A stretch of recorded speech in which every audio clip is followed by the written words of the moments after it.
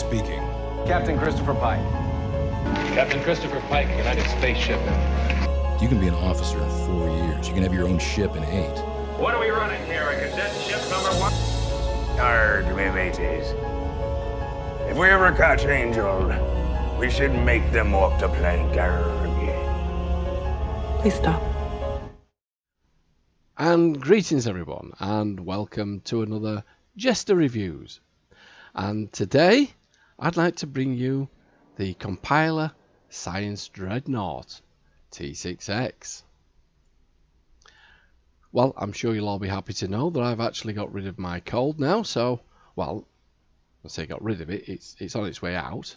And to make matters better, I've qualified for this ship for the 2023 Star Trek Online anniversary ship, which I completed yesterday. And yes, with the ball vanity shields equipped on this ship, she certainly does look really cool. Now, for those of you who are fans of Mass Effect, you'll probably realise that this ship does bear a remarkable resemblance to an Asari Cruiser ship.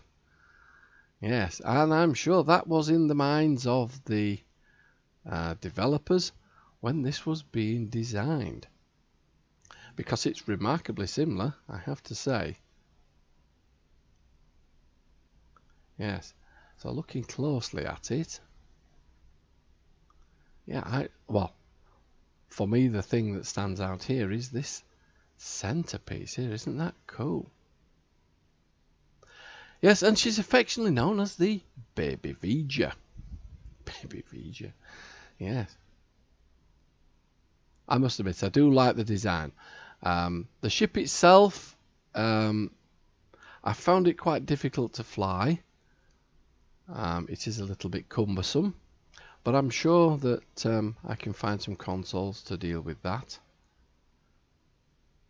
But yeah, let's just drink in the design, shall we? Because this is a wonderful ship. Now, we won't be going to the ship's tailor because basically there isn't much to view, and we won't be going to the bridge because, yes, it's that basic standard bridge which you get with all 3 ships. I would have thought, though, as always, you've put this much effort into designing this ship, that nothing on the bridge. I mean, it does warrant a really nice bridge to this ship. I mean, just look at it. It's absolutely fantastic. It's also very, very big. And it's as big as my Galaxy class ship as well. So, yeah, it does fill the screens, doesn't it? Right, enough of me going around and around. Let's take a look at the basic stats, shall we? So when you pick up your Compiler Science Dreadnought, as a good starting point at level 65, you'll have a hull of 64,125. She has a decent hull modifier of 1.425 and a shield modifier of 1.25. Her turn rate is 6 and she has an impulse of 15. The turn rate is a little bit meh, but I'm sure we can find something to speed that up. She has an inertia rating of 50 and a bonus power is plus 10 to shield power and plus 10 to auxiliary power. Her bridge officers include 2 lieutenant commander stations, one being tactical, one being science / temporal ops. She has a lieutenant universal / temporal operative station, an ensign engineering station and a commander science station. Her weapons are 4 to the front and 3 to the rear, and you can equip dual cannons. She has a secondary deflector slot and 3 device slots. Her consoles are 3 tactical, 3 engineering and 5 science. She has 1 hangar bay, and her abilities include volatile digital transformation, carrier commands, launch digital construct drones, sensor analysis and subsystem targeting. And for all of you out there who collect Admiralty stats, she has 32 engineering, 35 tactical and 71 science. Now don't forget, if you upgrade this to a T6-X, you will get another universal console slot and also another device slot. So moving on to my build. Now as this build is mainly a science ship. I've tried to pack it with as much science consoles as possible. Now the weapons that came with this ship were the digitizer dual beam banks and the digitizer torpedo. Having used them, I'm not overly impressed by them, to be honest with you, so I've ditched them and I have gone for the temporal defense chronoton dual beam banks, and I've got 3 of those at the front, along with the advanced temporal defense chronoton torpedo, which is part of a 3-piece set, and this gives me a 2% bonus all damage. In the rear, I've gone for the 3 temporal defense chronoton dual beam arrays, on one of them being part of the 3-piece set, which is the advanced temporal defense chronoton beam array, which is giving me another 2% bonus all damage. And the third part of that set is here, the universal chronoton drive actuator. There you go. I nearly got that wrong, didn't I? Let's just have a look at what the 3-piece set gives us. Target self temporal threading. Target self 2 minutes recharge. Your weapons gain plus 25% armor penetration and 25% shield penetration for 15 seconds. So yeah, the other reason why I've gone for the temporal initiative beanbags is I just like the look of them as well. They look quite cool, whereas the digitizer beams, yeah, they don't look very cool. I don't like the look of them, but anyway, it's up to you. It's your build. Now, in the deflector, impulse, warp and shields, I've gone for the temporal defense initiative set, and that comes from your temporal initiative reputations tab. You get a secondary deflector, and I've picked that up. I'm using the deteriorating secondary deflector, which I picked up from my fleet colony. Now, the console that comes with the ship is the Universal Volatile Digitation Matrix. That's not easy to say, is it?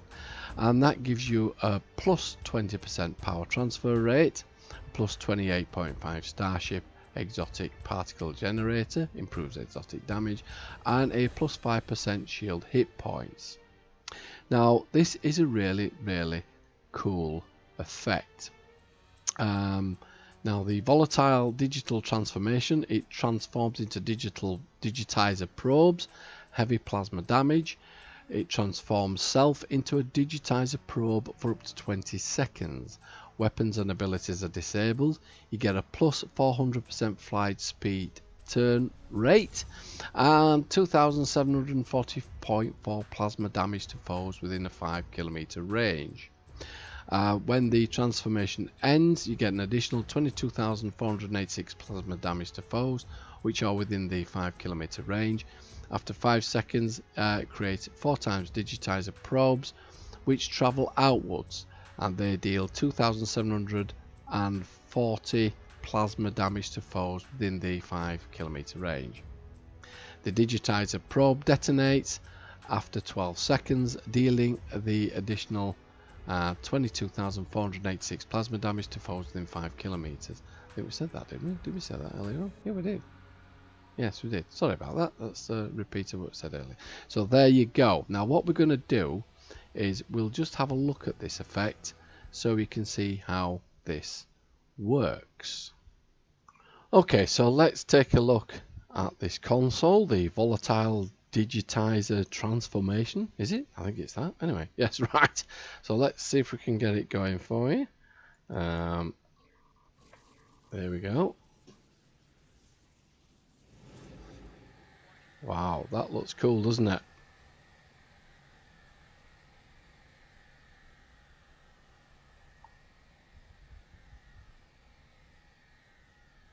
That looks really cool.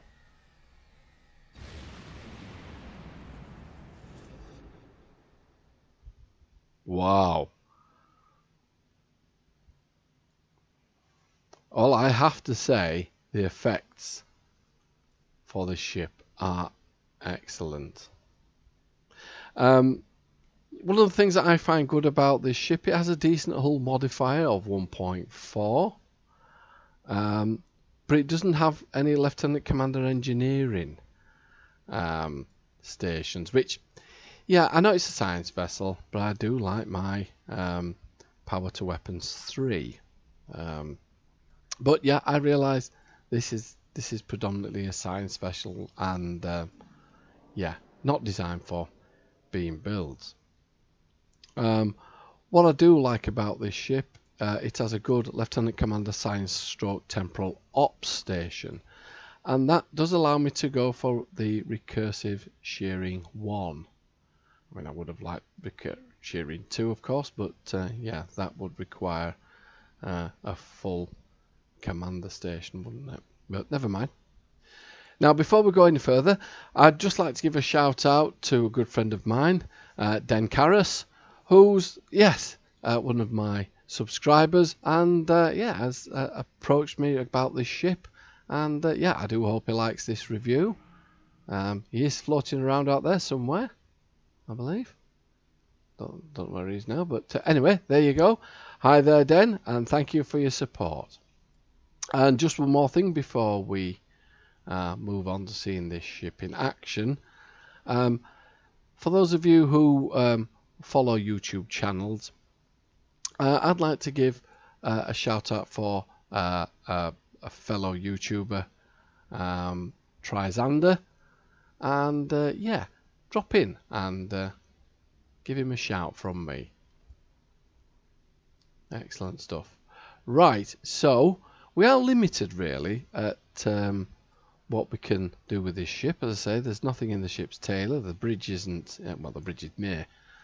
But we shall take her into harm's way and see how she performs. Now, just before we do that, for most of you who are aware, recently I've been doing the Japori challenge, and I've been timing my ships to see which ones perform best. I've been doing standard builds on them, nothing too fancy. Mainly beam overload. I think one was cannon overload, that was a juggernaut. But I've took this one into battle on the Japori run, and it fared mediocrely. Is that a word? Mediocrely? Anyway, it fared, yeah, reasonably well, and we managed to clear that patrol in 3 minutes 11 seconds. So yeah, it's not really up there with the bigger ships. And there, as you can see, we now have a new leader on that board, the Dalkina Command Strike Wing Warbird. Now, yes, I've only managed to do a handful of ships, so I should imagine that position will change as we go along. But I just thought it was interesting to just try these ships out against each other on this Japori run, and yeah, see if we can get some decent times in for you. But anyhow, we'll leave that for now, and yeah, I'll try and get a bigger list for you, and you can do some comparative time runs of your own, and I'd be interested to know just how quickly you can clear that Japori run. Right, so enough of me chatting. Let's take her into harm's way, and yeah, let's see how she performs, shall we? So here we are. Rescue and search. Enjoy.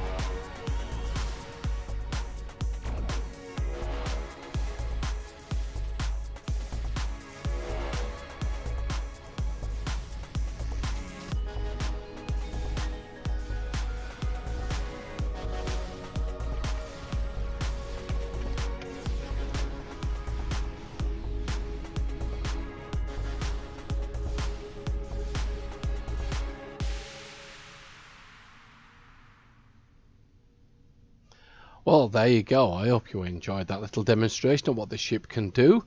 Yes, it is quite cumbersome. I will give it that, and it can be quite frustrating when trying to turn and face the enemy. But this ship is a science ship, and yes, its abilities speak for itself. I've packed it with quite a lot of exotic weapons today, and I've put them through their paces. Yeah, I could do better, to be honest with you, because I am not a science build expert, not by any stretch of the imagination.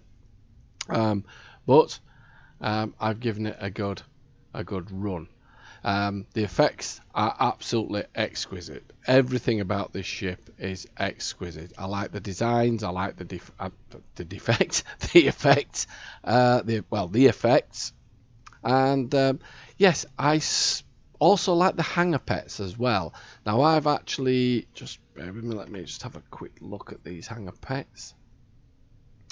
Now here you can see I've got the Elite Digital Construct drones, and I've got them from my fleet stores. However, if you're not a member of a fleet and you're wanting some better digital construct drones, you can actually get them through the Dilithium store, and here they are, the Advanced Digital Construct drone.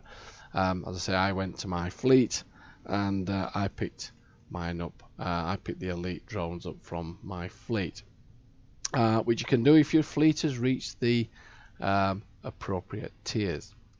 Right, just before we go, because I forgot to do it at the beginning, we'll just run over the masteries and a quick look at the statistics of this build, and then yeah, I think we'll call it a day. So let's have a look. So here we are. At tier 1 you get a 15% damage to exotic damage abilities. At tier 2 you get increased maximum shield hit points by 10%. At tier 3 you get increased hull and shield healing by 10%. At tier 4 you get improved shield regeneration and hardness, and that is 768.2 shield regeneration every 6 seconds with 5% shield resistance. And at tier 5 we have the trait which I've actually been running with this ship, digital compilation. So defeated foes transform into digitizer probes that chase foes for 15 seconds and deal 744.3 plasma damage for 3 seconds to foes in 2.5 kilometers. So I've actually been running this trait today, and I'll do a quick roundup in a moment about the ship and what I think of it in general. So let's look at the statistics. I've managed to get the hull up to 127,654. The shields for rear, right, left, 22,145. The resists, they're not too bad, to be honest with you, mid-30s. The accuracy rating is 77. The critical chance is 43.5. Yeah, that could be a little bit higher, couldn't it? And the critical severity is 192.4. So there you go. Right, so what do I think of this ship having flown it? Well, first of all, marks out of 10 for the design and the effects. It gets a 10 straight away. The effects and the design are absolutely fabulous. It's a really cool ship to look at, and I've really enjoyed putting it together. Ease of use, I have to give it a 5. That's probably me being biased because I'm not a science builder. I found it quite difficult to fly, quite cumbersome. Yeah, again, I think I'm a little bit biased because I do like my beam overload, but yeah, I'll work on it and see if I can improve that score. But for now, I'll say 5-6 out of 10 for the way for its ease of use, if you like. So please don't forget, if you haven't already subscribed to my channel, please can you hit that subscribe button, as that does help the channel, and give us a like as well, because that always helps me. Actually, that does look like the Eye of Sauron, doesn't it now? Yeah. So we've got an overlap on 3 different things there: Mass Effect and now Lord of the Rings. Anyway, moving on. Yes, I digress. Don't forget to check out my fellow YouTuber, Trizander. He's a really good YouTuber, and he has a similar sort of taste to me with regards to Star Trek and Star Trek Online in general. So, yes. And again, thank you to Den for your support, and I hope to catch you out there, Den. Well done. And I do hope you like the review. Right, so for now, I'll leave you to the rest of your day. So until next time, this is JeSter, signing off.